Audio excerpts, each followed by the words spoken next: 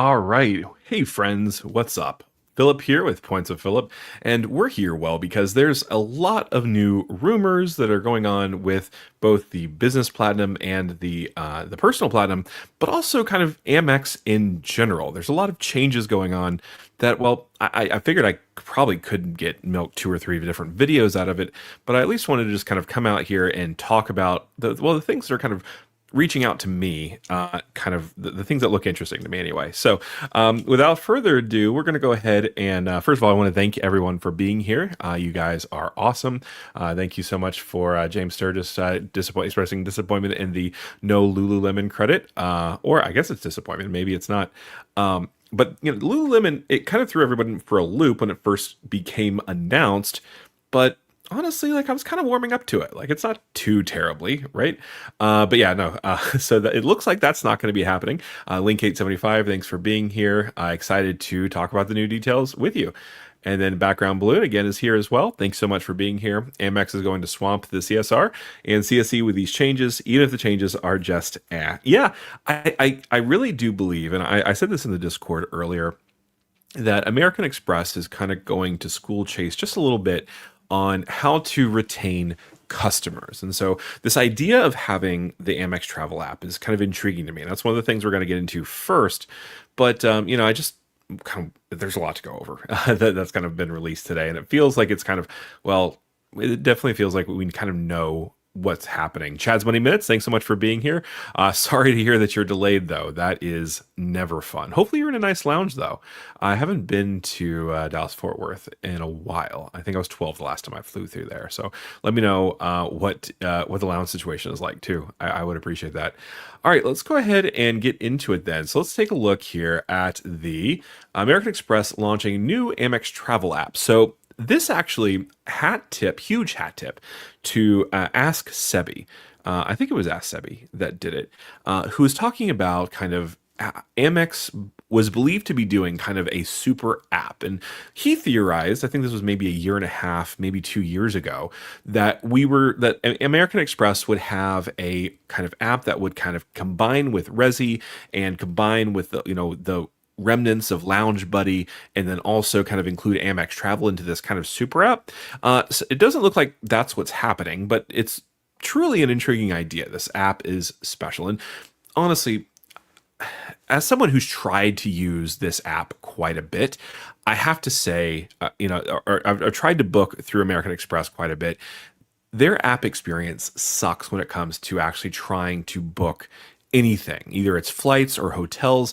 And honestly, like, because if you're in app and you go to Amex Travel, it does a little mini browser inside the app, which means it doesn't carry on over any like situations. It doesn't carry on like passwords or credit card information or anything that like makes online shopping a little bit easier. And so it's always kind of been frustrating. The refresh is kind of crazy. The formatting has been dumb on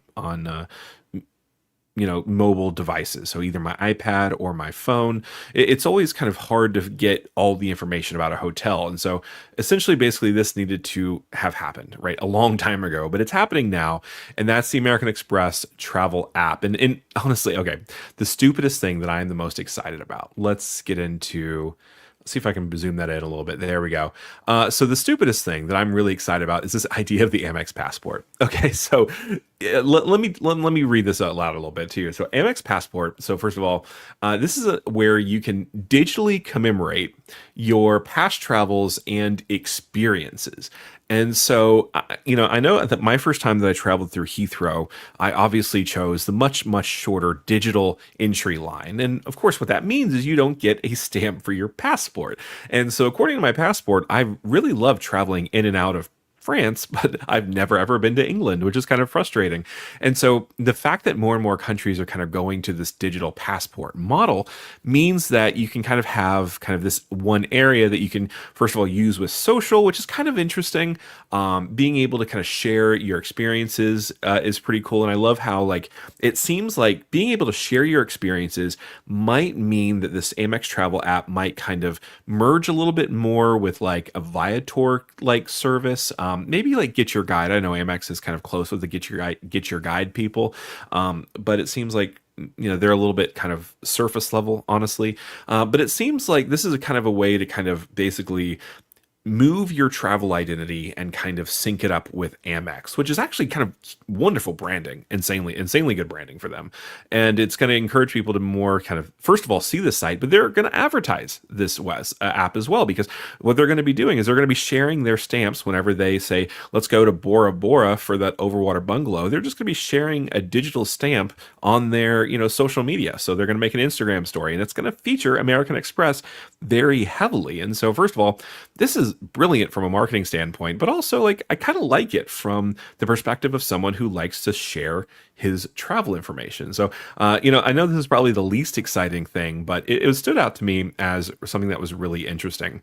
I want to catch back up on the chat because we've seen a couple of different things. All right, so Acme is here. Thanks so much for being here. Vincent, thanks so much for the 2 spot. I really appreciate you. Happy Platinum Week as well. I tried to do a Platinum Week a couple weeks ago and it didn't work out that well. But this does appear to truly be an actual Platinum Week. Background balloon. So DFW Priority Pass lounges are painful.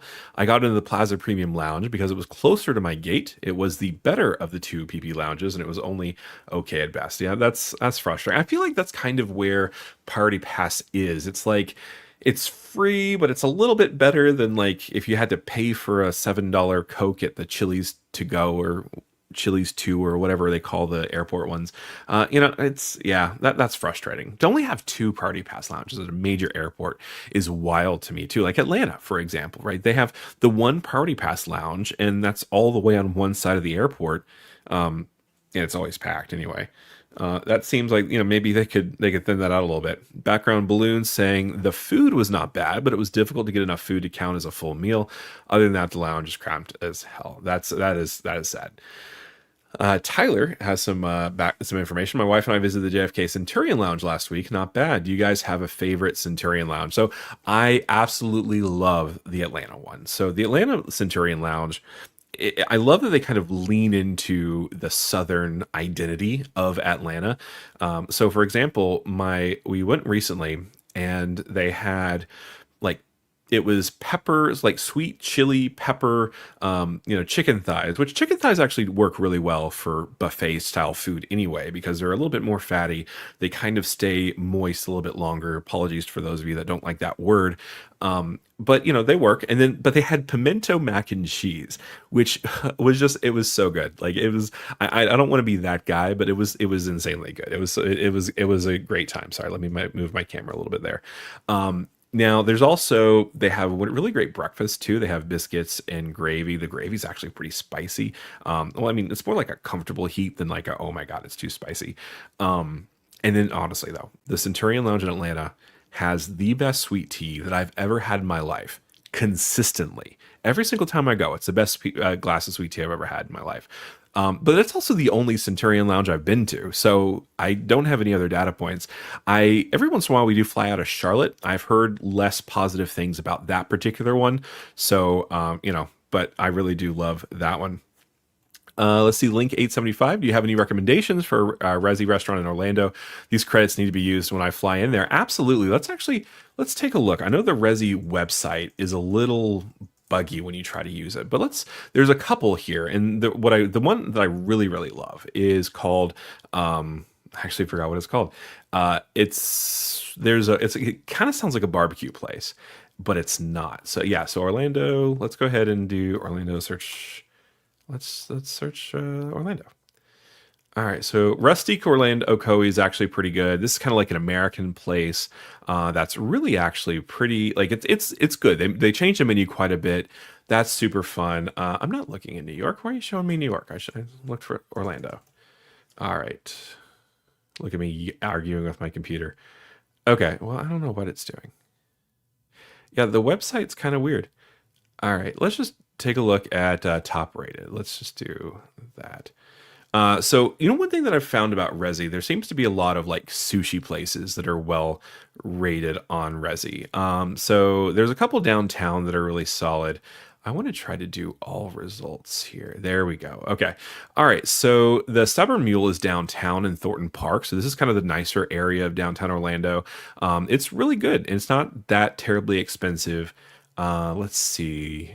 Honestly, a lot of these are really, really good. The Rustiques, again, are really good. They're kind of American. Let's see, the Ravenous Pig. This is the one my wife and I go to all the time. And so this one here it's in Winter Park, which is kind of the nicer area. And it's definitely like very nice. Like, I mean, it's not like very, very, it's not like Fleming's or something like that. But it's a nice place to have kind of a date night that you won't break the bank. For example, my wife and I, we did, two different appetizers, entrees, desserts, and drinks, and I think we spent about maybe $100. And so it seems like, yeah, $100 is expensive. I realize I'm kind of being an idiot here, but it's certainly not as much as it could be given how much stuff we've gotten for that money, right? So that's one of my favorite ones. Hamilton's Kitchen is actually pretty popular as well, but also there's a ton of restaurants that are in and around the parks area. So like all the Lowe's hotels, pretty much all those are going to be there. Like the Strongwater Tavern is supposed to be pretty popular. And so all those are going to be really, really awesome. The Briar Patch restaurant is really good. That's also in Winter Park. This is like perfect for brunch. We've used our Resy credit there quite a bit. So that's nice. But anyway, let's get back to why we're talking about Resy actually. Let's go ahead and do that. So this is the Consumer Platinum. Okay.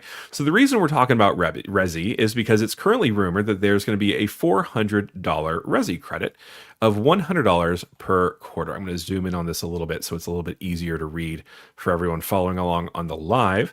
But yeah, so $100 per quarter is certainly easier to use than, say, if we were looking at, the monthly credits. Like the ones that I hate about like the Delta Platinum card is that it's literally $10 a month on Resy. Like I hate that. I'm not going to get value from that because, well, there's a decent amount of restaurants where I am, but there's not a lot of like places that I would go normally. They're all kind of like there's a special event going on, at least the ones near me. I've heard some people say that like a local taco places near them are really good. And so, that's good to know. But yeah, Link 875, there's a lot of really good options. Honestly, I really haven't found anything bad on Resy. Like we actually did a trip to Louisville, and I did kind of an internal challenge to myself to only go to Resy restaurants, and we actually had a stellar time. Like they did not steer me wrong at all. So Link 875, you're going to really love it no matter what. Yuri, thanks so much for being here. Hey, Phillip jumped on for a minute to support and like. We'll check the recording later after work. Thanks so much for being here. I really appreciate you. You are a stellar human being and a wonderful supporter. Tyler, we also took advantage of the Resy credit in New York last week at Maison Passerelle. Highly recommend. Yeah, New York, honestly, like they have it really solid. New York Resy is great. Let's actually take a look at New York. So you think that it would be pretty easy to find New York. And one of the things that I love about having Resy with the Platinum card, and so this is because we're talking about the Platinum card, you get access to this special global dining access program. And what that means is if you're traveling to a city and the Resy restaurants are kind of difficult to get into, right? You're able to actually, so if let's say it's completely booked and you have to go, like you have 1 or 2 nights that you're going to be in New York, you have to go to a nice restaurant, you can actually set notifications. And if something opens up at that restaurant, it sends you a push notification to your phone from the app, and you can go on and log it in. Now, to be fair, it's also sending push notifications to everyone else who has a Platinum card or a Hilton Aspire card who send that same notification, but I have won out a lot of really solid reservations just based off of this program. So let's go in and take a look at the Resys here. So we're going to look at New York. So we're going to see, I think if we go to see all, maybe that gives us some more options. Okay, so we're going to go to all results. There we go. Okay, so yeah, so if we kind of open it up. Like there's a bar room at the Beekman, which honestly I feel like most people that are traveling to New York, like that's going to be kind of a top, like you have to go there, at least if you're in the financial district, right? I know a lot of people tend to be a little bit further north or, uptown or whatever the directional thing is. I'm not from New York. I've just been once. But yeah, so like that's kind of a gimme. There's also a couple of others that are really great. But honestly, all of these appear to be really well ranked. And, just look for something that seems like it makes sense for you. And you can see that you can actually find a decent amount of availability for this evening, which is actually pretty nice. If I want a reservation, essentially in another hour and a half, I have a bunch of different options. But if there aren't any available tables, you can actually make you can set that notification and kind of make it work. I love this is War and Peace. That's a cool name. But yeah, no, like New York. This is honestly the program for Resy was kind of built for New York, right? You're definitely going to come up with a ton of different options. And again, because you're on the Platinum card, you get access to that special global dining access program. Let me see if I can pull up the benefits of that. Actually, let me see. Oh yeah, I need to make sure I'm on a different screen for that. Nope. Okay, I did the wrong thing. Sorry, I'm just trying to figure out how to share everything without giving away all of my personal information. There we go. Okay, so I'm going to go ahead and share my screen once again. So you can see here, the Global Dining Access Program is special booking access just for you. So first of all, you actually get exclusive reservations. So as part of this program, like I know for the US Open that was recently in New York, they had an exclusive American Express lounge that they only opened availability on in Resy. And so you had to have the Resy app in order to book this experience. And so they do have other kinds of things too. Recently, there was, I want to say in Charleston, there was a pop-up restaurant that was from some big name chef. I forgot exactly which one. And we got several email notifications of invitations to, exclusively book this. Basically, it was a pop-up kitchen where it was just the chef and like 10 or 15 people inside the kitchen, kind of very intimate, kind of like guided dinner kind of thing. And that was again because I was a platinum card holder, and I also had access to it from my Aspire card, so I have double access, but that doesn't give me anything special. I just have it times two. Now, you also get priority notified. So this is this thing I was talking about earlier, where you can really try to make these reservations happen. And so if anything that's in New York that's difficult to get to, you can kind of set a priority notify, and you can actually make something pretty magical happen, actually. Again, you get special access to events. So there were some pre-released tickets to F1 races, and I think the CMAs were also available through this as well. And then you also get a badge on your Resy profile so that restaurants will know that you're a very special member of their Global Dining Access Program. As someone who's been a member of the Global Dining Access Program for the last couple months, I can't say that that's actually given me anything special, like, oh, you're a fancy guy. It's not like that. But it does have some actual real world value that you can get. And so that's kind of important. All right. So I'm behind again. All right, let's take a look. Oh, no, not that behind. All right, so we have Memphis Mike, the ATL Airport and the Centurion Lounge is my second home, it feels like. Absolutely. The ATL Centurion Lounge is the best lounge in that airport. Second place is the Delta Sky Club in Concourse D. I haven't tried the one in Concourse D. I've been at the Concourse B one, and I really like that one. It's very open air, but you have easy access to kind of all the amenities. And that bar actually gives you free access to hard liquor, which is kind of nice. It's not just beer and wine. But yeah, no, Atlanta, not bad for Delta Flyers. Saranya, you can buy gift card and stack $10 every month. That's true. I feel like there was a limit to the gift cards, though. Like you had to spend at least a certain amount. But yeah, no, that was true. Calder. Okay, so Calder was the taco shop team there. And then Chatton says party pass are basically free. You get what you pay for. That is true. Yeah. And I think when Sebi goes around saying he views it as like maybe $10 or $15 as value per lounge visit for Priority Pass lounges, I get it, right? When you go to Priority Pass lounge, at least the one in Orlando, you only get access to, some crudités, right? Maybe a couple crackers, the soda machine and stuff like that. So it's certainly better than just hanging out in the main part of the terminal, and then also maybe getting an Auntie Anne's pretzel or something, which honestly they're pretty good. But yeah, so let's go back to I want to go back to the Centurion Lounge enhancement. So this is another one that's big for me, and this is a fact that this new app is going to give you some an enhancement to the waitlist feature. So Amex is essentially adding an estimated wait time to the Centurion Lounge digital waitlist if a lounge is at capacity. So now travelers can plan their lounge visits with ease and enjoy a smoother airport experience. So this is really solid because what this means is that you won't have to wait or worry about, okay, how long is it going to be realistically until I can get into this lounge? And so when I go to Atlanta, primarily right now, when I fly in, if we're making a connection, I will immediately, once we land and I can actually connect to the cellular data, I'll go ahead and add myself to the wait list. And from there, I'll make my way to my preferred Sky Club. And sometimes we get off the wait list on the Centurion Lounge first, and sometimes we actually have to go, to the Sky Club. And so, that's kind of how I've played it, but actually being able to know if it's even possible, right? If it's a 45-minute wait, you're going to, that changes your behavior. And so knowing that it's going to be huge for people that are trying to travel. And so that's going to be huge. 521 Taipei. I have a Chase Ink Cash for my one EIN. It's maxed out, but on 0 APR. I'm self-employed, so should I open another Ink Cash under my social or open Ink Unlimited under my EIN?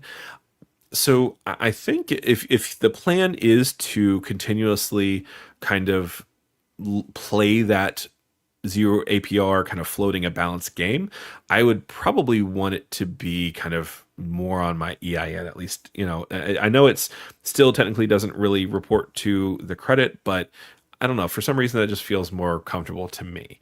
Plus also, like you want, if you have a specific EIN number, you want to build that credit history anyway, because eventually down the line, maybe you want to turn that business and kind of expand it, and having that extra credit history with those multiple trade lines could help that down the road. So I think I would be leaning towards trying with the EIN.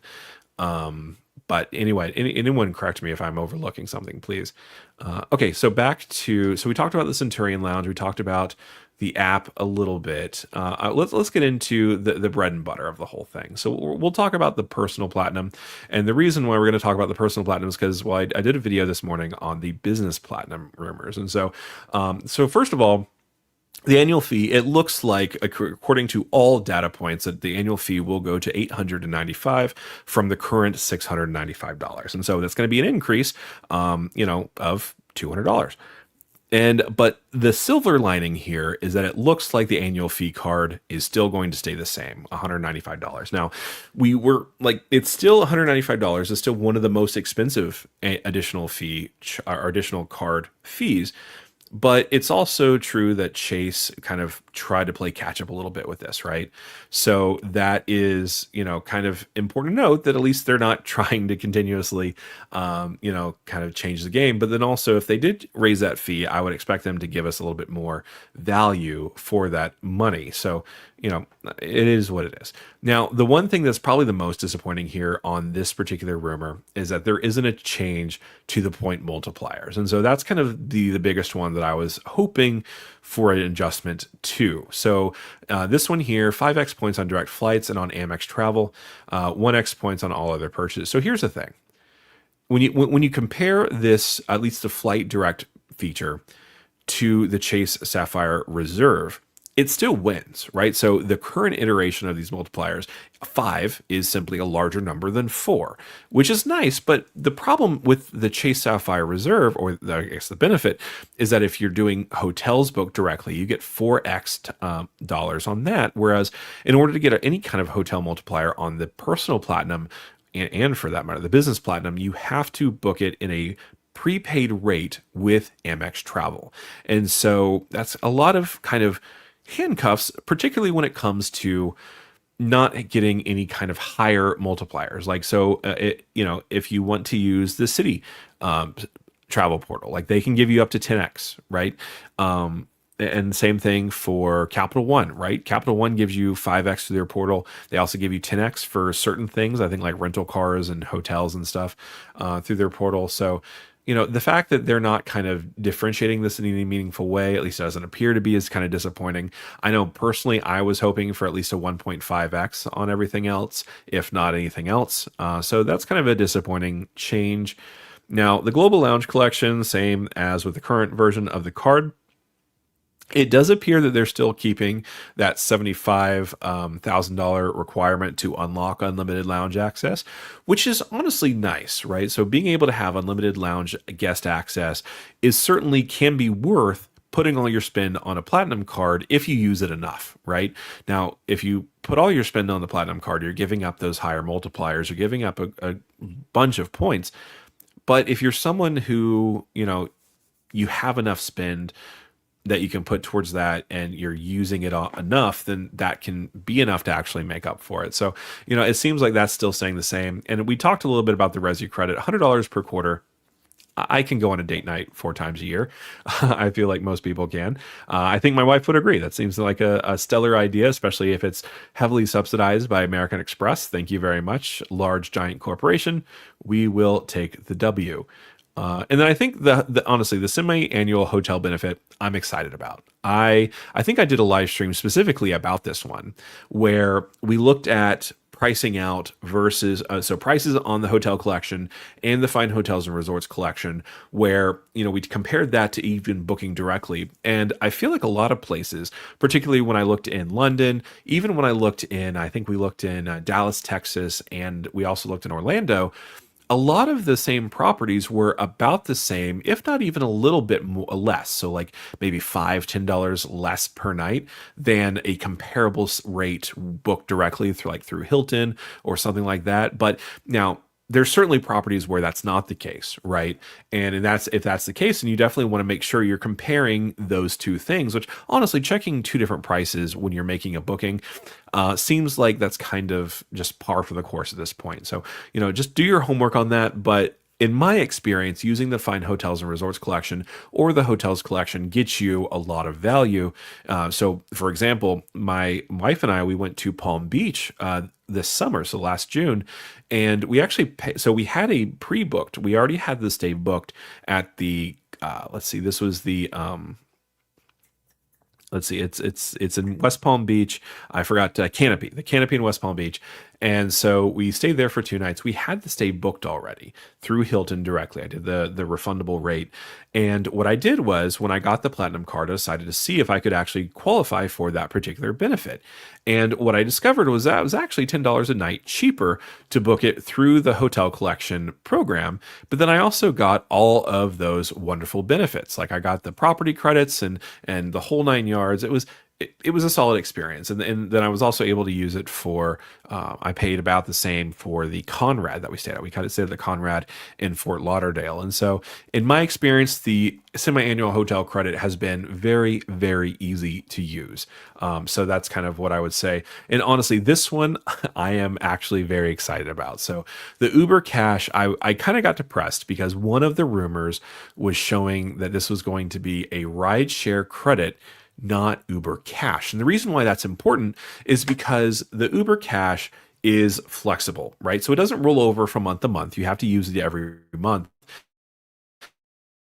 But you can actually stack it with multiple cards. And so my wife and I, we have 2 other personal gold cards that give us access to that benefit. And so every month we get $35 in Uber Cash, which we've used sometimes for Uber rides, which whenever my wife and I are on a trip, we've used it to go, to a hotel from the airport when we went to Washington, D.C., for example, or even in New York, we use that. It's solid. It's a nice benefit. Now, the thing about Uber Cash with American Express is so far, it doesn't work for international trips. So don't plan on being able to use this to subsidize your Uber home from the airport when you're traveling to Paris, right?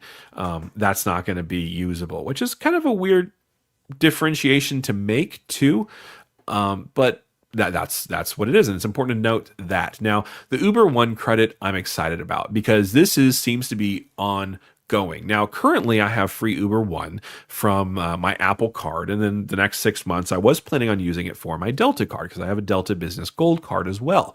And so I get it for free anyway. But before that, I was paying for it because, well, when the Capital One Saver card gave it to me for free, I kind of got used to having it, especially with the Uber Cash. But now that that's all kind of one stop shop, it's kind of nice. I don't have to really worry about it anymore. And that Uber One does save you some money, especially even if you're doing like pickup or something like that. Like you're still saving a little bit of money, but it definitely saves on those delivery fees and even kind of the ride fees. Actually, it can save you a little bit. Although I have heard some data points where people say that if they add their platinum card to the Uber app, the Uber rides are actually a little bit more expensive. I haven't seen that myself, but I also haven't investigated it too much.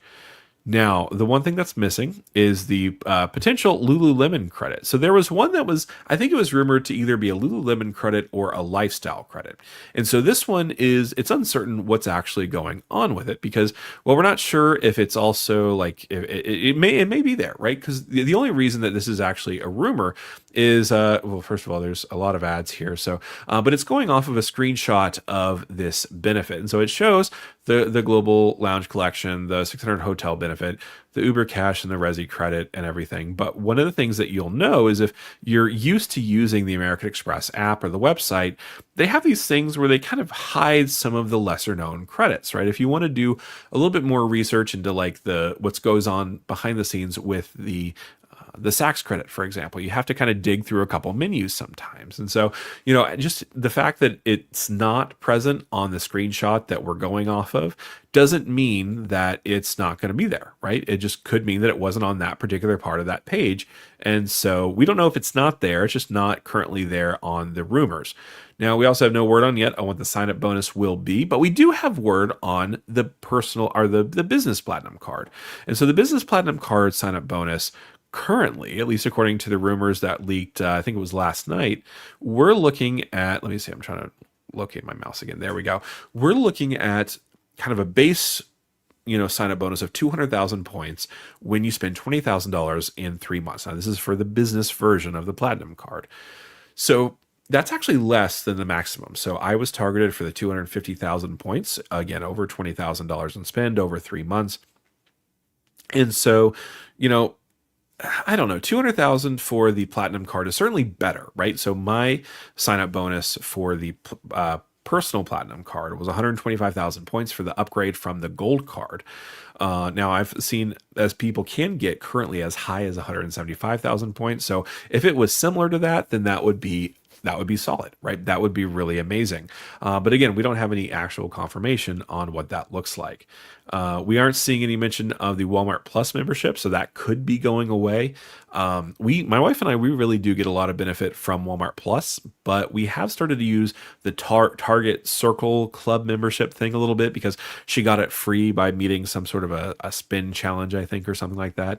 And so we have started to use that a little bit more. So if Walmart Plus went away, it really wouldn't impact our day-to-day life. We just would, I wouldn't have free access to Paramount. I think it was Paramount or Peacock.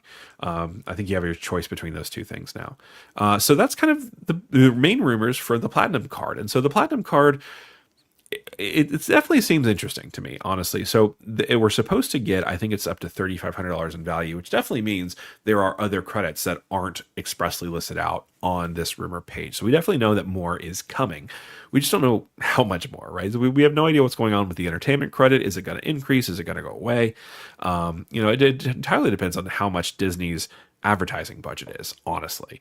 How much do they want to give away their product for free when they're cracking up that price? Like, I think it's like up to $27 if you get the full bundle or something now. I actually haven't looked at it in a while. All right, let's catch up with the conversation here a little bit. Let's see. We have a couple of people who were saying they're behind. Zach S. Sorry. I'm behind in the stream, but a lot of those restaurants are also in kind, or also in kind. So it stacks too bad. It doesn't stack with the reward network down. Yeah, that is true. That would be nice. Now, one of the things that I've noticed is that some of these restaurants for the reward programs seem to be going down. Like, it seems like more restaurants are leaving the programs than are entering them. And so, it'll be interesting to see what actually happens with that. But yeah, no, the in kind program, particularly in Orlando, there's a lot of places on iDrive that are in kind, and you can actually do a lot of different savings with that. And some of them are also, again, on Resy. So that's an excellent point, Zach. Thank you so much. Joey, thanks so much for being here. Just now hopping on. I think Resy Credit is actually very easy to use. I live in medium to smallerish city market, Oklahoma City, and we have quite a few great Resy restaurants. Yeah, I was surprised when I was traveling. We found a couple even in, I think, Hershey, Pennsylvania. We found a couple in Harrisburg. We found a couple in Louisville, and even in Huntsville. Huntsville Resy restaurants are incredible. We actually went to this one place. It was called Osteria Luca, and I had a lasagna there, and it was honestly the best lasagna I've ever had in my life. Now, I have been to Italy, so I don't really know what good, real good lasagna tastes like. I just know that that was incredible. Their sauces were amazing, a little over garlic, but I feel like that's what Americans expect when they do Italian food, right? Just a lot of garlic, a lot of really great tomato sauce, and at least 3 or 4 different types of cheese, right? But yeah, no, Resi restaurants like decent sized cities, like not just huge cities, but just regular cities can have a lot of really good options. And so yeah, no, that's a very solid point, Joey. Thanks so much for bringing that up. Joey continues. Hotel credits are also great too. I think they just made this an easy keeper card for me, which a while ago wasn't sure I would be able to say that 100%. Right. So for the last year, well, since March, I've been saying that the platinum card is very easy to kind of automate that value because I know as long as I go to, Resi restaurant, well, not for the platinum card. I know that if I just sign up for Walmart Plus, I get that credit. If I sign up for Disney Plus, I get that credit. If I, just go ahead and make sure that I use my platinum card whenever I fly on Delta, I get that credit, because we fly enough and that those actual the point redemption taxes kind of make up the majority of that. And then just throw in adding a friend, getting a friend into the Sky Club once or twice, and that charge gets eaten up. Like I don't have to work too hard with Delta to actually get that $200 in value from the airline incidental fee credit. And so it's very easy to automate that, get full value from that card, and kind of just make sure that I am making that lounge access actually makes sense financially, because at the end of the day, right, we have to be able to tell our significant others that, hey, this is actually a sound financial decision, and we actually have to, we can't be lying to ourselves when we say it, right? And so that's, yeah, I definitely think that a lot of these credits, particularly the travel credits, and it makes sense. It makes it seem like it's something that's relatively easy to use. You don't have to work too hard to do it, right? The one thing that I absolutely hate the most about the Chase Sapphire cards is the stupid lift credits, right? So you have to do, I think it's like two $10 credits for doing grocery, and then one $5 credit for doing restaurants or whatever. Whatever. I think DoorDash, maybe, yeah, DoorDash. I hate it. It's so stupid. Like I'm never going to do that, right? Stop trying to make fetch happen. But yeah, no, I'm getting myself worked up here. Sorry. Joey, my wife has platinum card too. Airline incidental credit is easy for us to use, or easy to use for us. Sorry, we both use the Uber credits for Uber Eats. I think still a great case for both of us to keep them 100%. Let's actually take a look at Uber Eats, honestly. Let's see if I can use Uber Eats without giving you all my personal information. Oh, you can activate 100 AA miles by signing up for Uber Eats. Fun fact. We're going to activate that later. Actually, yeah, I'm not going to log in. Just going to type in an address that's close to my house.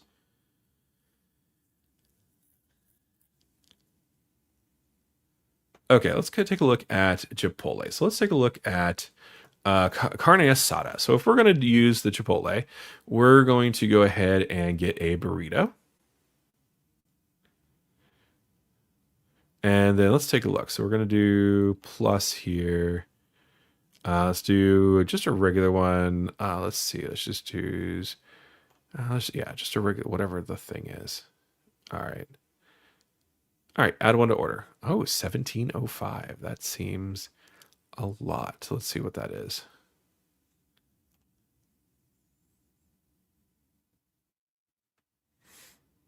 Oh, extra chicken. No wonder. Okay. No, we're gonna remove that. I want to actually kind of do apples to apples comparison here.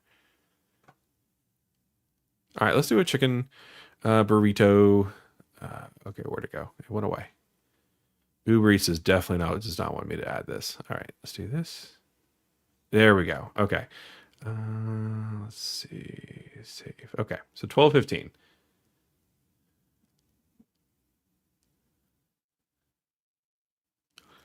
All right, so yeah, so there we go. Right. So just gonna choose just checking off boxes here. All right, add to order. All right, so 12:15.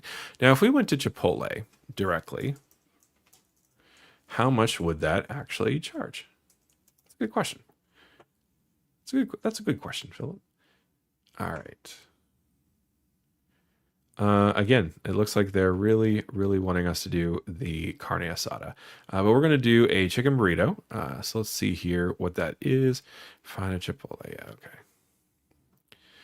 Let's do Orlando.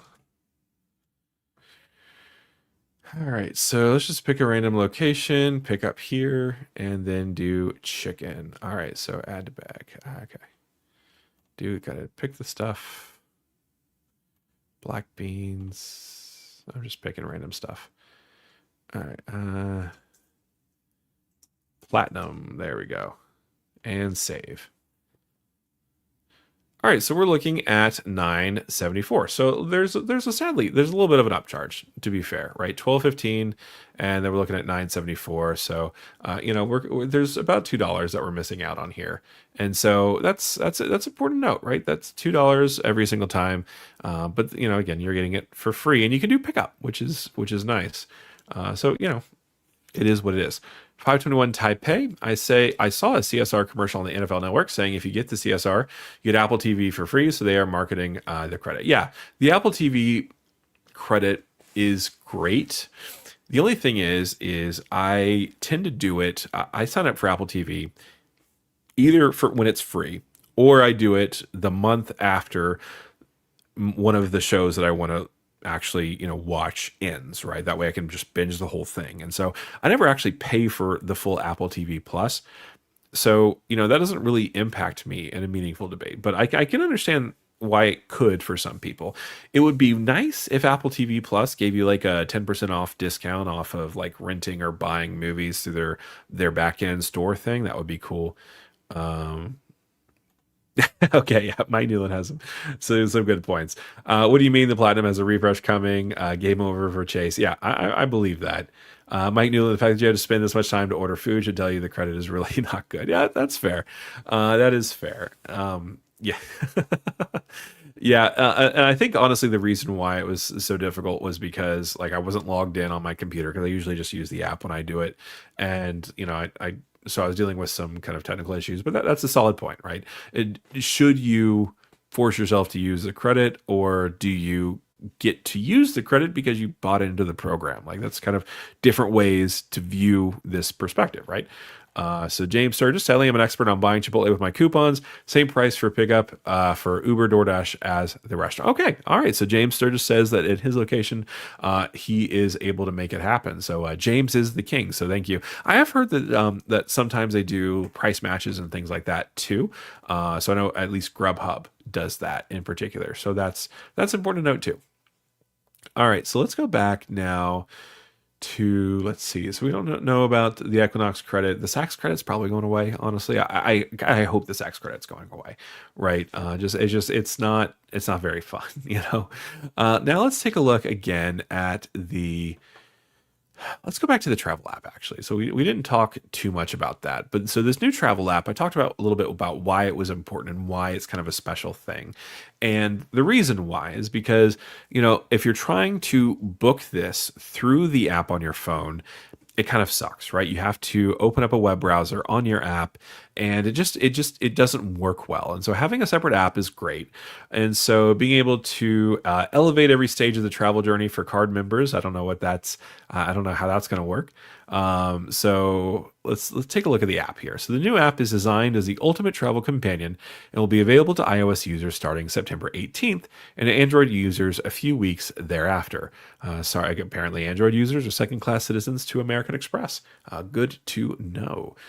This booking app will empower card members to unlock unforgettable journeys, seamlessly blending Amex's curated travel insights, a portfolio of premium offerings, and high value benefits. Again, so this sentence here makes it feel like this is essentially going to sell your information to specific properties, right? Properties. So currently on American Express Travel, certain properties, either in Fine Hotels and Resorts or the Hotel Collection, will do specials where they essentially run like fourth night free stuff. Some of them do third night frees. And so, like, the idea here of being able to, seamlessly blend in all this stuff and unlock unforgettable journeys, it feels to me like they will charge some properties for essentially, prioritizing their properties in search. And so this is one way that American Express is really trying to kind of eat this apple from both ends, essentially, right? So it's going to try to make money off of the initial sale on your side, but it's also going to try and make that back end money with those properties and by kind of marketing, because American Express's their whole claim to value is that they know exactly what you're going to buy.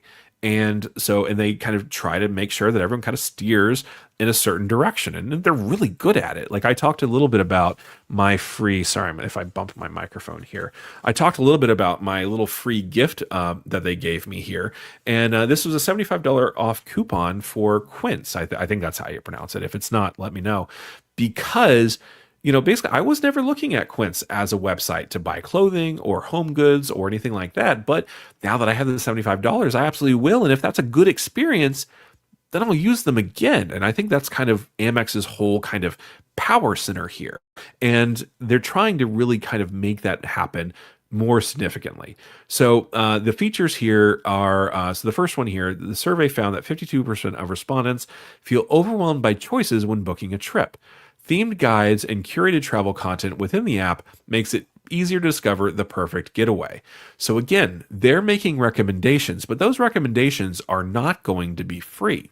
It's going to cost someone to be present on those things. It's going to cost, someone to kind of be featured or to get a special deal there, right? This is American Express kind of monetizing their network. And, honestly, if the end user gets a better result, who cares? Does anyone care? Should we care? Those poor hotel chains are not going to be doing all that well. But I don't know. It's certainly worth considering. Let's see here. Smart planning tools. 55% of respondents typically visit at least 3 websites to book travel options for their trip: the flight, the hotel, the transportation. Card members can now organize trip details in one place without juggling multiple websites. So this here makes me feel like they're definitely adding in experiences to some degree. And so, for example, like, okay, so I book my flight, right? So I usually try to book my flight out a year or as much in advance as I can. And then, like, hotels, I get a little bit more time, right? So I can book my hotels maybe 6, 7, 8 months out, depending on how in demand that particular property is. And especially if you're paying for points, most of the time, that value, if the value on points goes down, like for example with Marriott or Hilton, you can actually just rebook and you're fine. You don't have to worry about that. So if you're using points, you don't really have to worry about the price so much. But and then again, like, I start booking those experiences kind of closer to the situation. So that's when I'll book my my private transfer from the airport, or that's when I'll book a river cruise on the Seine or something like that, right? Like, and so being able to do all this in a single app can be really interesting, especially with the fact, and I'm going to zoom in on my face here, especially with the fact that American Express seamlessly integrates their pay over time feature in American Express Travel. So for those of you that have done a booking through American Express Travel, you essentially go through and it'll give you a couple options, right? One is pay full price, right? You pay for that full price on your card today. And so that's option one, right? And if you want to get that 5X on your Platinum card, that's the option you pick. But there's also pay later at the hotel property, which you can book it through the FHR and THC, and most properties will let you actually use your chain specific credit card. So I've had success booking my Conrad hotel at with the Fine Hotels and Resorts collection, and then using my Aspire card when I actually go onto the property. And so it's kind of the best of both worlds there. But you have the third option. And the third option is pay over time. And so it'll give you 6 months, 12 months, or sometimes even 3 months to pay off your vacation.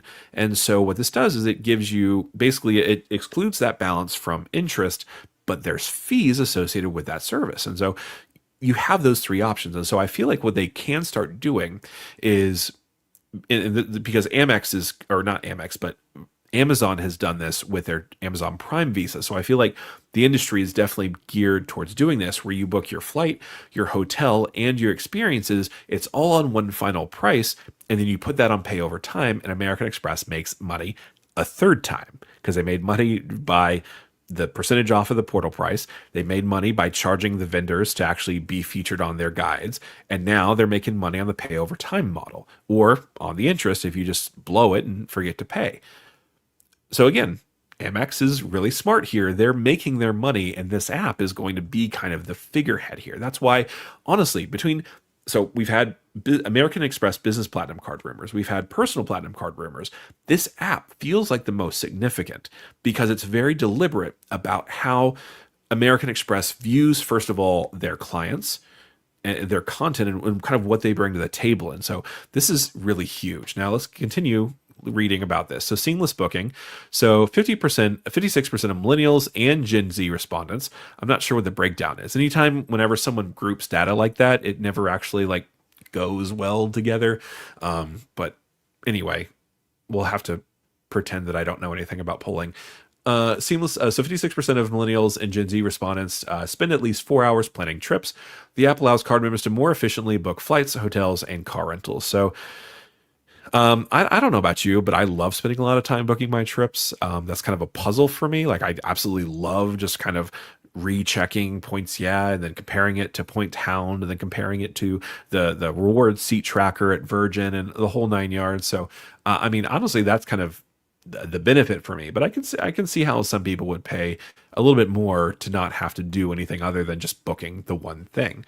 American Express says that members can reduce frustration and time spent planning travel with one easy platform, and trust that every property and the fine hotels and resorts and the hotel collection programs has been carefully selected. So again, they are the curators of your world, and your life is easier because of the giant corporation that is your benevolent ruler, right? Wow, that was sounded very cynical. Sorry. But yeah, no, it's wild. Anyway, okay, let's continue. So James, we talked about James with Chipotle. Kia's here. Thanks so much for being here, Kia. We really appreciate you. This is cool. On my midday walk, getting all the info. Thanks so much for being here. I really appreciate it. I have the day off because my wife is actually recovering from a procedure, and so I was like, you know what? Let's just do it. Let's talk about all the rumors. Vincent's still here. I just saw that a Michelin 3-star restaurant I've been wanting to try long before I even heard of the words Chase Sapphire Reserve was on the Chase Sapphire dining list. That's even better. That's amazing, right? And so I think that's kind of when some people say it's okay to spend a lot of money on a card, that's the kind of thing that I feel like they're talking about, right? If you're being encouraged to spend more money on things that you wanted an excuse to spend more money on in the first place, is that a good or a bad, right? That's kind of the idea, right? What's going on? So honestly, like I would view that as a win, right? There's a restaurant you wanted to go to. You were kind of thinking about it. And now you get to subsidize it through another aspect of your life. And I feel like that's a net benefit. So I would say, win for Chase over there. Keep up the great work and content. Again, thanks so much. And also, love Key's content. If you, for some reason, are subscribed to me but not subscribed to her, please go ahead and go do that on a separate browser tab, of course. Like I'd like to keep you here to, keep the conversation going. Sancho says, should I use this tax credit before they take it off? I will definitely say that I have. So I purchased a Polo Ralph Lauren polo shirt that's actually sitting on the chair behind me. And, it was $54, and then with shipping, so I basically paid $4 plus $10 in shipping to get this shirt. So would I value it at the full $50? No, but you better believe that I got access to that. In fact, I do have a video that, if I did this pre-recorded, it'd be right there. I did a video on how to use this tax credit. There's a lot of really great tips and tricks on how to get the most out of that credit if you want to use it. But I would certainly do that sooner rather than later. Background balloon, dang, points of Phillip getting dark. Yeah, I have no idea where that came from. But yeah, thanks so much for still being here, hopefully. Calder, does Michelin Star guarantee they won't use Toast digital payment processor so the Chase credit actually works? That's another good question. I've heard a lot of people talking about the fact that they actually go to a restaurant and even the restaurant saying, yeah, they went to the restaurant. Like it looks like it codes as that restaurant. It's just because they use a different payment processor, it doesn't actually work. That would be nice. It would be nice if there was a guarantee. You certainly think that they would probably care more about those Michelin restaurants being a part of that program. 60 watching, only 25 likes. Hit the likes. He has great content, very informative. Thank you much, sir. I'm just going to call you sir. Thank you so much for that. I appreciate, honestly, everyone here.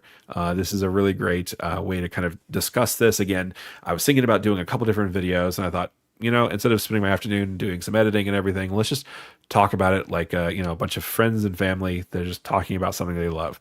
Calder got the polo from Saks last week as well. Yeah, no, that was a solid deal. So yeah, no, I was happy about that.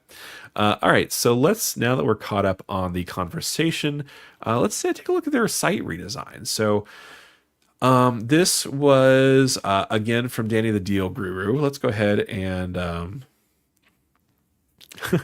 let's take a look here at so they're saying that Amex site redesign makes it easier to add Amex offers manually. So there is been a redesign of the site and of the app a little bit on the back end that it makes it easier to track each of these kind of credits that you got value from, which is really solid, really important. And then, so that's really a huge deal. And then makes it easier to add Amex offers, right? So Amex has a bunch of offers, but if nobody uses them, then they're not getting the data, they're not getting the kickbacks, and those essentially those offers become less important over time as fewer and fewer vendors are actually willing and able to put their power and money behind it, right? And so being able to actually use more offers is going to be important. And I love that the fact that a couple months ago they added that search feature, so you can actually search on the website or the app to verify that you do have that offer attached to that card. But then again, I do want to, actually, let's keep going. But you can quickly click this button continuously on multiple offers now. Before that redesign, when clicking Add Offer, it would open the offer details, and you would need to wait a few seconds. So you can actually, so it sounds like they're saying you can actually just push Add Offer, and then continuously. So that is really solid. Now, of course, you can use Max Rewards if you would like to. Let's see here. Let's do Max Rewards. So I use Max Rewards to do mine, take care of my apps here. So Max Rewards is really solid. I think I have a link somewhere. Let me see if I can actually drop it in the chat. I'm just doing this in front of everybody. I think I have a Max Rewards link over here somewhere. It's not important. I could have swore it was here. Oh yeah, there we go. So get free 3 free months off Max Rewards if you want to. You absolutely don't have to, but that's what I use to book my offers and track my offers, and it actually lets you do multiple offers at the same time, which is really solid. So between the redesign of the app, the redesign of the website, and then of course the brand new app with all this wonderful, amazing goodness, it really seems like kind of Amex is kind of trying to do a reset of kind of their whole customer experience. And honestly, I'm here for it. It's going to be really interesting. And one of the things I told Anthony this last week, I was talking to him about kind of this whole idea of lounge access. So I know a lot of people were kind of concerned that with this kind of refresh that they would limit lounge access to some degree, right? And I told Anthony, I feel like a lot of my fears about that were kind of dissuaded a little bit, or kind of put at ease, when I found out that they were actually adding those, the sidecar lounges. So essentially, American Express, when faced with the problem of lounge overcrowding, has told people that they're investing in more different types of lounges. And essentially what that means is that more people are able to kind of figure out which lounge option actually works with their needs, right? If you just want a quick grab and go, maybe just want to sit down for a drink for 5-10 minutes, the sidecar lounge might be better for you. If you're here for a couple more hours, the regular Centurion club might be more worthwhile. And so being able to do all of these things is, it means that American Express is heavily prioritizing maintaining access to its lounges, which I feel like they realize these lounges are kind of their core product, right? And the Centurion lounges are insanely amazing, right? Let's take a look and see if we can actually look at Amex Centurion lounges. I want to see if we can compare them. So everyone compare, kind of let me know what's the best lounge, what's the worst lounge in the comment section below if you can. But also please like and subscribe if you haven't done so already. I appreciate all of you. So we're going to look up the lounge locations here. Okay, so there's actually a website for it. All right, so let's take a look here. I'm going to go ahead and share my screen again.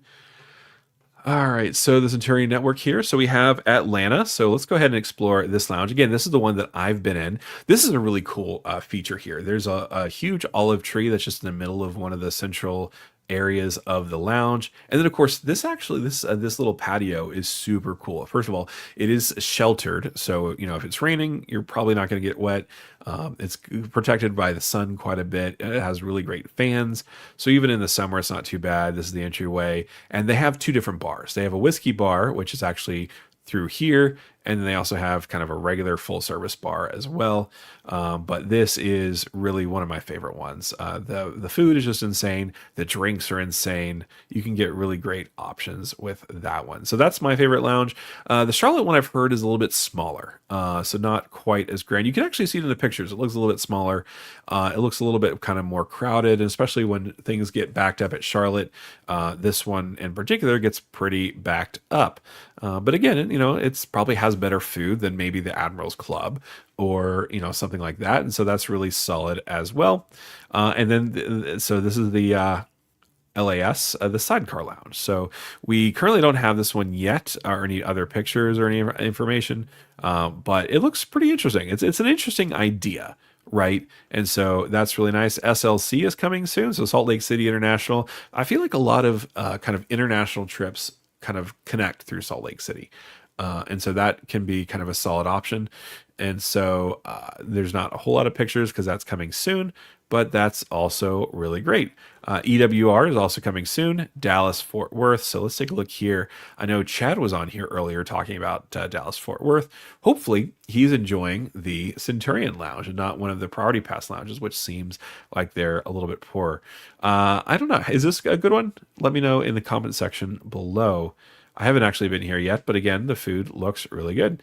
So then you have fresh seasonal fare, high-speed Wi-Fi. I got to talk about the Wi-Fi at the Amex Centurion Lounge in Atlanta. So my personal Wi-Fi, and we subscribe to the gigabit internet package, we only get about 50 megabytes per second up. And when we were at the Centurion Lounge in Atlanta, it was actually 100 megabytes per second up. And so I actually completely uploaded an entire episode or video, like a 15-minute video, and it only took like 5 minutes. And so usually it takes me maybe 20, 25 minutes to upload. And so I was like, man, I actually probably should do a live from here one day.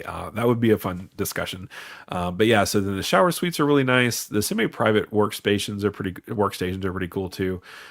So honestly, getting a shower at a lounge is just, it's one of the most important aspects of a trip. Honestly, my wife and I, we went to the Sapphire Lounge in not Charlotte, Philadelphia.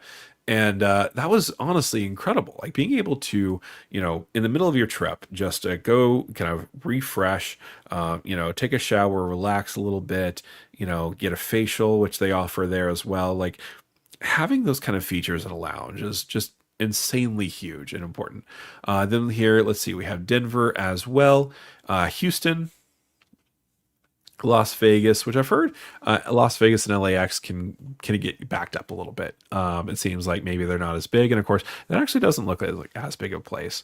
It looks comfortable. It looks cozy, but it's definitely not that big of a place. So that could be a problem for some people, definitely. Miami, I've heard decent things about. Miami definitely seems to be a little bit smaller because I think to date, the Atlanta Centurion Lounge is actually the biggest one too.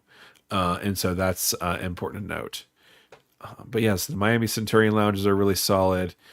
but again, smaller than regular. Then they're going to have JFK, LaGuardia, and Newark soon. So they're going to have all of New York covered, which is really solid. Philadelphia, we actually didn't travel to this one yet. I've heard that it's a little bit on the tinier side. We opted instead for the Sapphire Lounge that was on the other side of the airport. But I really probably should have done that just for news gathering purposes. And then Phoenix, Seattle, temporary location at SFO, Washington, D.C. So this one actually I haven't been to yet because we actually haven't flown out of DCA. We just flown into DCA. But I would really like to try this one actually. It looks really, really solid. And it's pretty new. I think it opened up in the last year or so too. So that's a solid option. All right.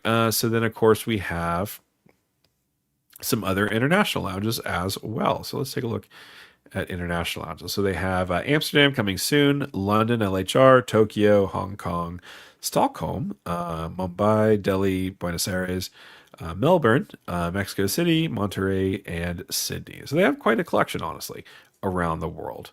It seems like a lot of Europe they kind of don't have, but honestly, a lot of those I would rather have like an Air France lounge or a Condor lounge or something like that. Let's back up with the conversation here. Oh yeah, we talked about Calder's Polo. Background balloon, I can only like once. I think the like button is broken. Yeah. Thanks so much for trying. I really appreciate you. Maybe if I could like my own video, I probably should. Boxer, what's up? What's up, Boxer? Thanks so much for being here. I appreciate you. Let's see here. Corky J. Hi, everyone. Thanks so much for being here, Corky. I saw the personal platinum rumors, and honestly, I'm honestly happy about the Resy $100 every quarter, along with the gold card as like a Resy every month. Yeah, that's true. So if you kind of use it, so you could use it in July for the gold card, and then August for the platinum card, and then wait until October. Yeah, that is really nice. Yeah, that's a really great way to look at it. I feel like it kind of works. Now, it would be nicer if the platinum card had some type of a dining multiplier so you could actually earn more points on that. But I understand Amex's philosophy on this. They want you to have the gold card and the platinum card, or just not care about the multipliers and just spend everything on the platinum card. So I get it, but I don't like it. Johnny Jimenez, hello, Philip, and everyone here. Thanks so much for being here. Really appreciate you. Chad says Centurion DFW is smaller, but better than Centurion Charlotte. That one is always overcrowded, and I can't stand that Centurion. Okay, yeah, I have heard that, honestly, about that. And that's actually one of the reasons why I'm interested in that City Elite Executive, or the City Executive card for American Airlines, because having access to more of the Admirals Club seems like it could be a solid deal. I have a friend of mine who has that card, and he swears up and down by just having access to the Admirals Club. So that's definitely a valid concern, honestly. Boxer, with all the platinum rumors, anything yet with the green refresh? Honestly, Boxer, that is a great question. I wish there was. I wish that they would do something with the green card because I love it. I love that those multipliers. It makes it's such a powerful card. Having the 3x on the transit and the travel is solid. Like, no matter what you do, is amazing. And one of the things that I love to use that card for is let's say that I'm going to a restaurant that's in a hotel, right? So if I'm staying at a resort that has a restaurant in it, I can use that card, and if it codes the hotel, I get 3x. If it codes the restaurant, I get 3x. So I win either way with the American Express green card. And if you don't have, like, even the platinum card with the green card can make sense if you don't have the Aspire card, because at least the clear credit you can use to subsidize a little bit for your player 2 or significant other, right? So, you get the platinum card clear credit, and then they get the green card clear credit, and everything's happy, right? But it needs something more. It needs it needs something more than just a clear credit, especially at 150. Now, if they bring it to 189 or 195, they'd have to change it a little bit more significantly, right? It doesn't work, especially if they're not going to add lounge access to that card, which honestly they should. Having that party pass, or not party pass, the lounge buddy access, that was nice for me. So when I had the green card, that was the only travel card I had, and having access to the lounge buddy network was really, really awesome. AJK, the guy refuses to make a new thumbnail. Can't be that difficult. Come on, man. Yeah, I mean that's fair. I did try to make a couple new ones actually. They didn't do well. So I don't know if I'm just people associate me with this and black backgrounds now or what, but it is what it is. I actually had someone who was trying to do another one. It just didn't work out.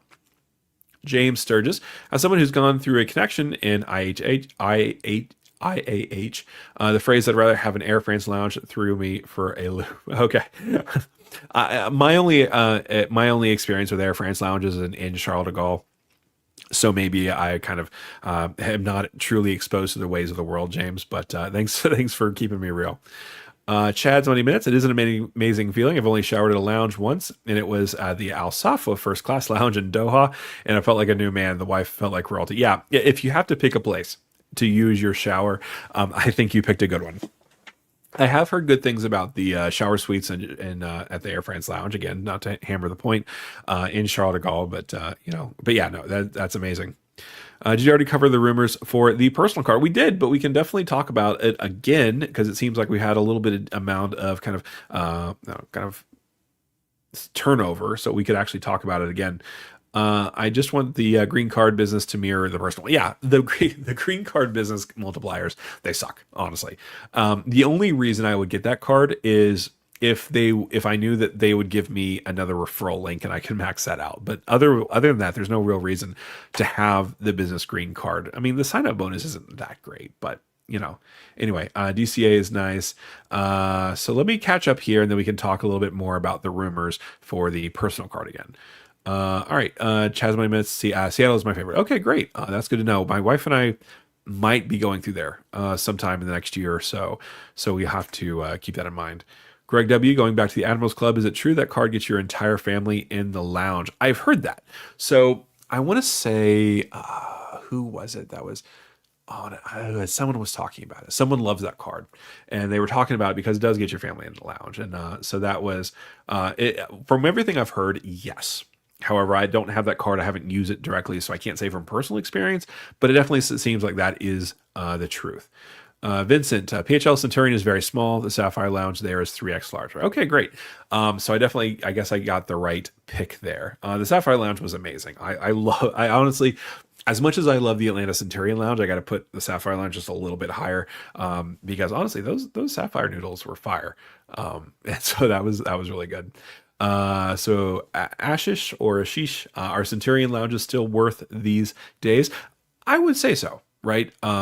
The thing that I love about the Platinum card with lounge access, though, is it gives you options, right? So when I fly into Atlanta, and I know that I'm definitely cherry picking here with the airports, but you have access to the Priority Pass Lounge, which no one's going to pick, but you do have access, right? You have access as a Centurion Club. You have access to 17 gajillion Delta Sky Clubs, right? You have options with this one single card. And so if one of them doesn't look right, or if one of them is way too busy, well, just go to the other 17 that you have access to, right? And so that's one of the reasons why I like having the Platinum card above, say, the Venture X card, right? The Venture X card, it does gives you decent access, right? You have access to all, 5 of the Capital One lounges. I don't know exactly how many. I know it's not a lot.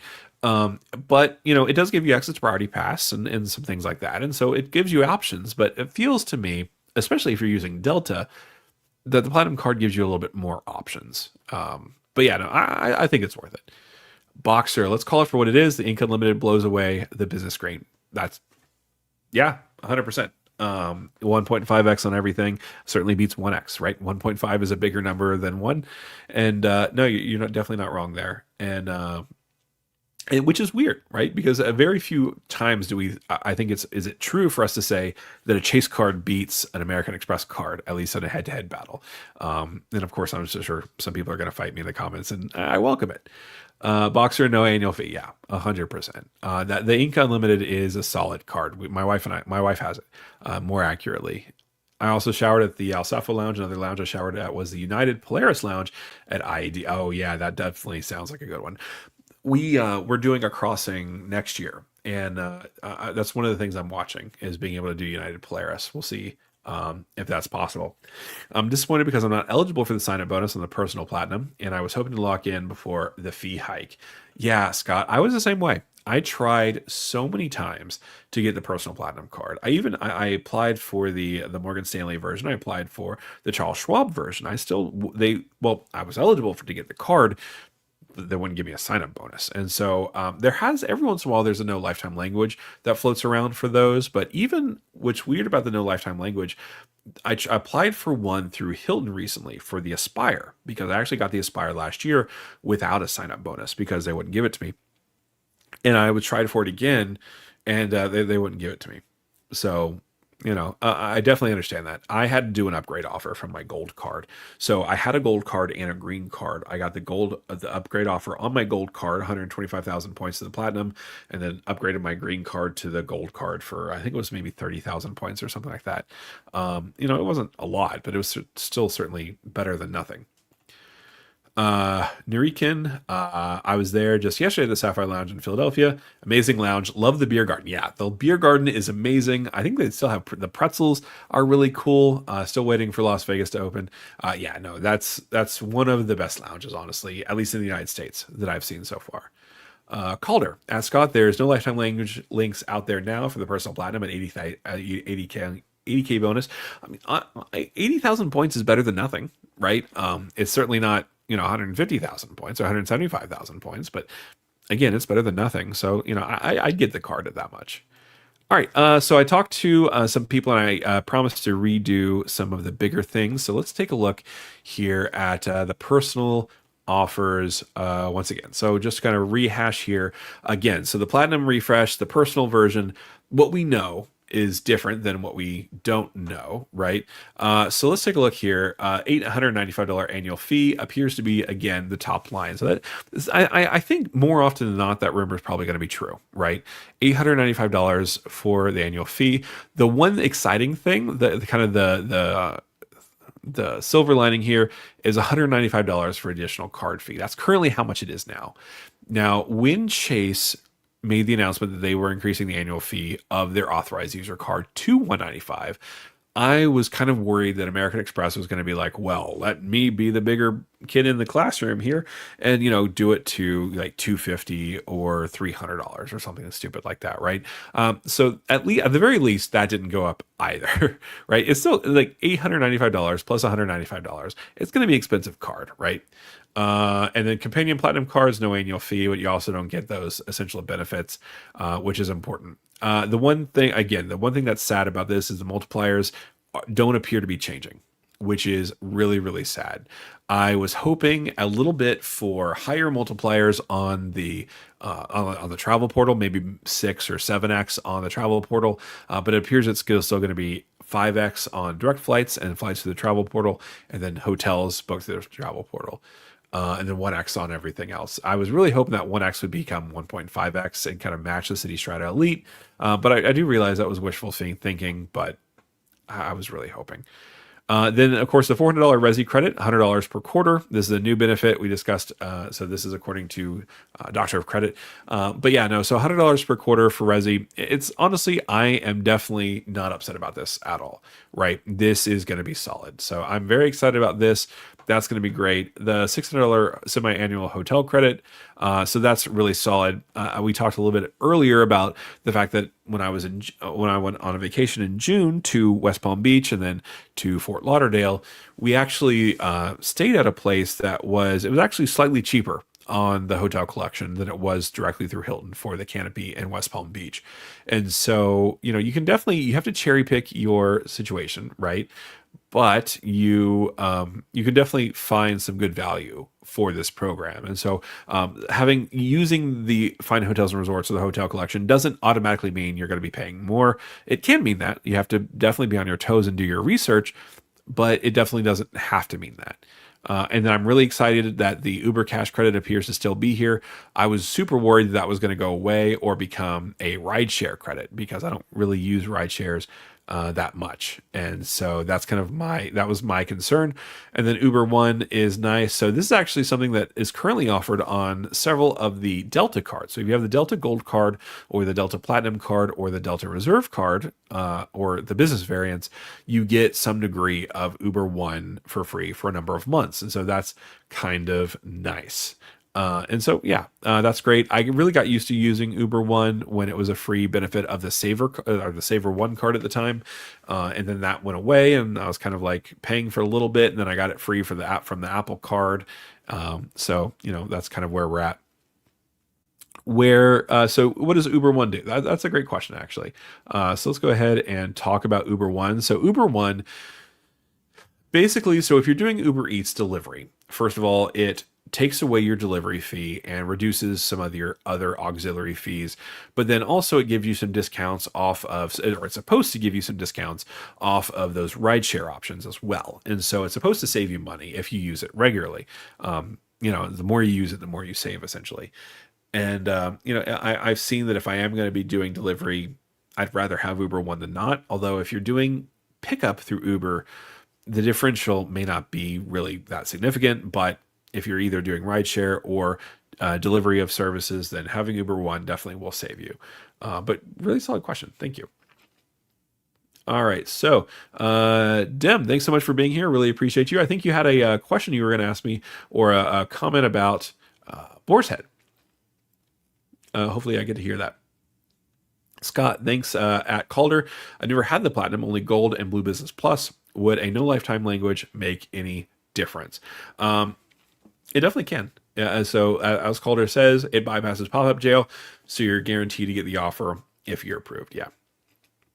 Although, again, I definitely wasn't able to get for my Hilton Aspire card, so that's definitely important to note too. And then we talked about that. Uber One gives discounts and other perks. I have it now. It's okay. I get 6% Uber points with Uber One. Oh, okay. I didn't even think about that. I don't really keep track of my Uber points. Maybe I probably should. Let's see. Dim, I'm just hoping they don't turn the Uber credit into a rideshare credit. Yeah. So I'm with you in the same boat. I really hope that doesn't happen. I don't think you can use rideshare for Uber Eats. Yeah. That was kind of the one thing I was worried about because that would immediately make it not worthwhile to me at all. All right. So, Ashish or Ashish, can Uber, Resy, Uber One credits be used outside the US? So, first of all, the Uber, so I do know that the Uber Cash definitely cannot be used outside the US. The Uber One, I'm actually not sure. So I did use a Uber One benefits when I was in London last time, and I did get the savings, but I'm not sure how much of a savings it was. So that, I didn't pay a delivery fee, but I don't know how much the delivery fee would have been, if that makes sense. The Resy credits, I will say, in my experience, I was able to use Resy decently in London. Paris was a little bit less successful with using Resy, but that's also kind of a cultural thing, right? Like most people don't make reservations in Parisian restaurants, and so that could just be a cultural thing. But so some places will be better than others. But I did use a Resy restaurant, but I'd already used my gold card credit. So I don't have any actual verification on whether or not it actually codes that, but I would assume so. I haven't seen any kind of limitation on that. Mike Newland, Delta Platinum is giving Uber One free currently for 12 months. Yeah, exactly. So I think it's the gold card that gives it to you for 6 months, and then the platinum or the reserve give it to you for 12 months. And so that's nice. I like that. Boar's Head is the cold cuts of the gods. Great hot dogs too. Absolutely. Yeah. So Boar's Head is one of my favorites. Honestly, I like their all-American barbecue Boar's Head. Was it Sausalito turkey or whatever is also really good. Dim said, yes, ex-girlfriend's dad is master distributor for all of Florida. Wow, seeing that Boar's Head umbrella brought back memories. Yeah, I bet. Wow, that's amazing. Maybe he can hook me up. No, I'm just kidding. Vincent, Lyft is my choice of rideshare because in my experience, Lyft prices are cheaper than Uber, and I can earn Chase and Built points on Lyft rides. Yeah, that is true. They do have that wonderful kind of partnership with Lyft. I've pretty much only used Uber specifically because of the Uber Cash benefit, at least whenever I travel domestically. But yeah, no, that's a solid option. I find that a lot of times when I travel overseas, I don't really use Uber anyway, because in London and in Paris, if you use the taxi service, which and they have their own apps too, they have access to the bus lanes, which is super helpful, but the prices aren't that terrible. So, I find that overseas, I don't really use Uber for rides anyway. Corky, I was hoping for 2x on entertainment category for the platinum, just a unique but common category that's a little bit more everyday but not common. Absolutely. I was surprised that honestly, when you take a look at just entertainment overall, it seems like it's just the saver card right now that has that, if I'm not mistaken. And so yeah, that would be nice. Dim, that's how I'm getting free Uber One now. I'm getting it through the Apple Card, so you can shame me publicly for that one if you would like. Boxer, for rideshare, I use Uber more than Lyft, but for food delivery, I tend to use DoorDash a lot more than Uber Eats. Yeah, I think it really depends on where you are. So in my location, Grubhub is the least helpful. And then has a decent amount of restaurants. DoorDash has a decent amount of restaurants, but DoorDash seems to be a little bit more reliable than Uber Eats and definitely more reliable than Grubhub for whatever reason. But yeah, no, it definitely has to do with kind of where you live and what it makes sense for you. Okay, well, we've been here for nearly an hour and a half. Does anyone have any more questions? I don't want to go too much more because, again, I am supposed to be taking care of my wife today. So I'm going to be doing that. But if you do have any other questions or if you want to go over anything, just kind of top level resources here. I really just want to talk a little bit more about this app while everyone's kind of typing in their last questions or statements. Just because this app here is kind of a big deal. The fact that they're trying to not only kind of curate the recommendations, they're also kind of curating the hotels you have access to, the experiences you have access to, and they're also kind of designing it into this interesting little option down here called Amex Passport. So Amex Passport is kind of a way for people to share where they've been, right? And so my wife and we fly into Heathrow a decent amount, and every time we go through the digital line, which means you don't get the stamp. And it's a lot faster to do that. But, according to my passport, I've only been to France, right? Which is kind of frustrating. And so, basically having this ability within the American Express travel app to be able to kind of share everywhere you've gone and certain experiences you've done is kind of really cool. Like if you use so for example, I guess with this, if you book, access to the lounge at the US Open, right? Presumably there would be a passport stamp that you could actually share on social media. And that would be kind of obviously full of the American Express network and like their logo and everything.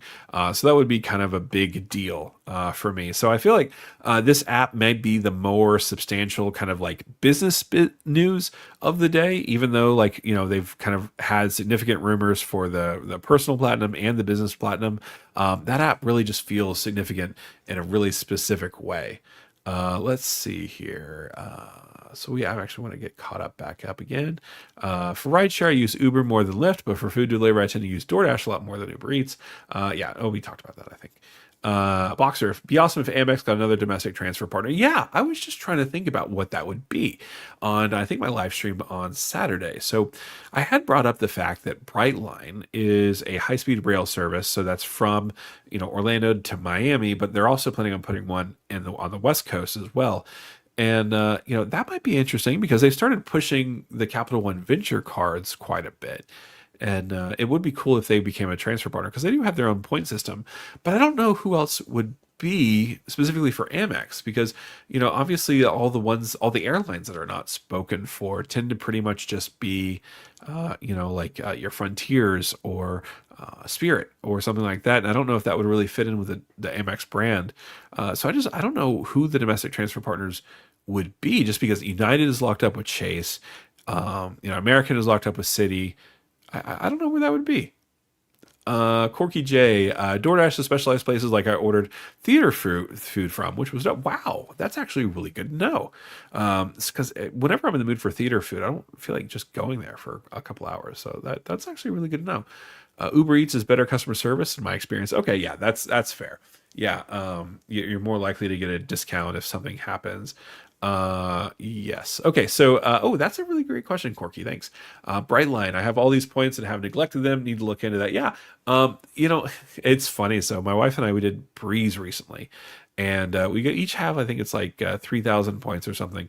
And the way that Breeze does it is weird. You book a basic ticket and then you still have to pay the upgrade fee to like the Ascent seat or something like that, which is weird. But yeah, Brightline points appear to be somewhat valuable. We'll see. That might be interesting though. Corky J, if you get the mirror finished, does that cancel your current card number? Okay, so what I've seen is whenever I've changed my card, and I just actually recently did that because I changed my personal platinum card to I'm going to see if I can do this without giving away my personal information, to the ugly crayon design one, and then I actually just ended up transferring it back. What it did was it actually didn't.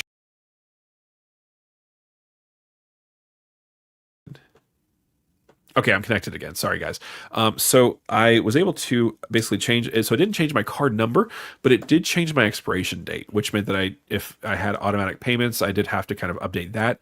But if you just change your card, if you tell them you just want to change the design, it doesn't actually change your physical card number, but it will change your expiration date.